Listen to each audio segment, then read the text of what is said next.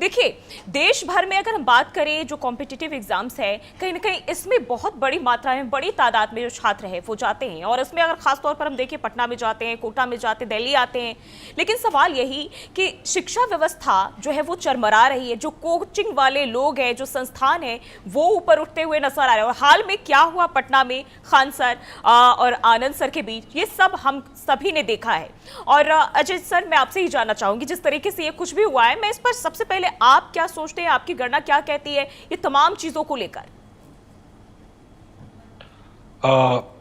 उम्मीद है मैं आपको सुनाई दे रहा हूं। बिल्कुल।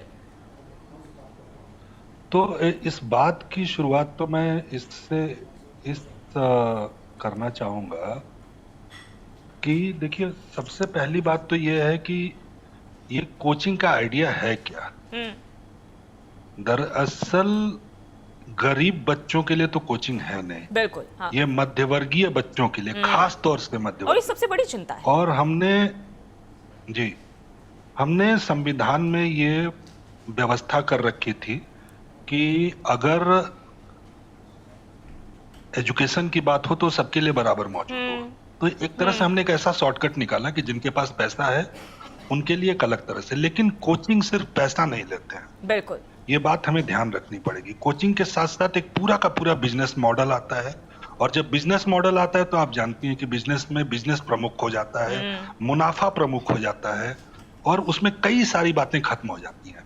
जैसे एक छोटा सा उदाहरण लीजिए समझने के लिए, क्योंकि इस तरह के डिबेट में समय कम होता है। आप यही नहीं, भारत ही नहीं, दुनिया भर के तमाम कोचिंग का, क्या किसी कोचिंग ने आज तक कोई भी इनोवेशन नॉलेज के मामले में किया है, या वो बने बनाए नॉलेज को एग्जाम में रिप्रोड्यूस कैसे किया जाए उसी पर काम करते हैं? बिल्कुल। कुछ लोग कह सकते हैं कि भाई उनका यही काम है। हाँ। लेकिन अगर यही काम है तो इसका मतलब कि खासी तादाद में सिर्फ पैसा का ही मामला नहीं है, ये वहां पढ़ने वाले छात्रों की रचनात्मकता को कर रही है।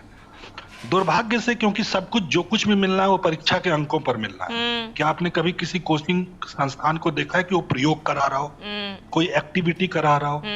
उन्हें शॉर्टकट, परीक्षा के हर ज्ञान का एक शॉर्टकट। और जो पटना में आपने देखा, दरअसल ये बिजनेस की मारामारी हो सकती है। अगर, मुझे पता नहीं है क्योंकि अभी तक फाइनल रिपोर्ट आया नहीं है कि उसमें क्या चल रहा है।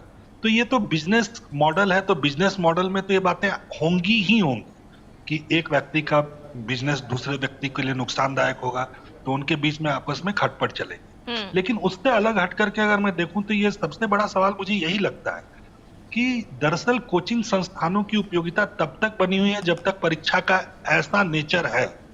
हमने प्रयोग, गतिविधि, रचनात्मकता, अनुसंधान, शोध, इन सब को बाहर करके केवल अंक को परीक्षा का, मतलब शिक्षा का पर्याय बना दिया। और मजे की बात यह है कि जो व्यवस्था हमने बनाई है उसमें ऐसे ही लोगों को ऊंचे स्थान मिलते हैं